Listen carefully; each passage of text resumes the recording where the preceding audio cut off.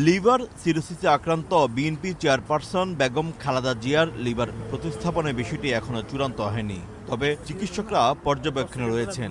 অবস্থা বিচার বিশ্লেষণ করে পরবর্তীতে তা চূড়ান্ত করা হবে বলে জানিয়েছেন খালেদা জিয়ার ব্যক্তিগত চিকিৎসক AZM জাহিদ হোসেন।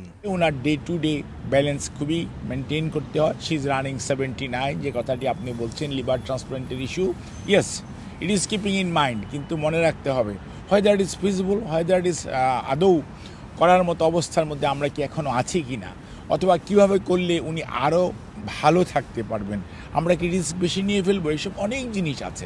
কাজেই সেগুলো বিচার বিশ্লেষণের এখনও সময় আসে নাই।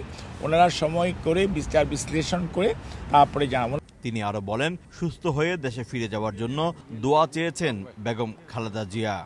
আপনাদের মাধ্যমে দেশবাসীর কাছে এবং দেশের এর বাইরেও পৃথিবীর মানুষ যারা ওনার জন্য, ওনার ওয়েল উইশার, সবার কাছে ওনার পরিবার এবং ওনার পক্ষ থেকে আমরা দোয়া চাই। এবং উনি নিজেও দোয়া চেয়েছেন, আপনাদেরকেও যেমন ধন্যবাদ জানিয়েছেন, দোয়াও চেয়েছেন ওনার সুচিকিৎসা যাতে হয় এবং যাতে উনি আরেকটু সুস্থ হয়ে দেশে ফেরত যেতে পারেন, সেই জন্য আপনারা সবাই ওনার জন্য দেশবাসীর কাছে দোয়া চাইবেন।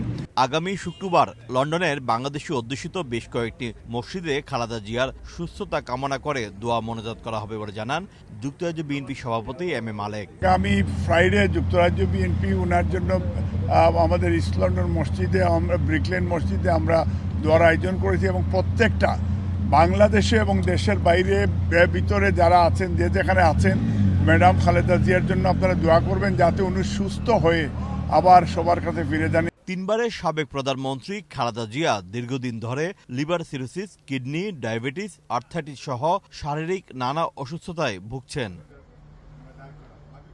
শোয়েব কবির, সময় সংবাদ, লন্ডন।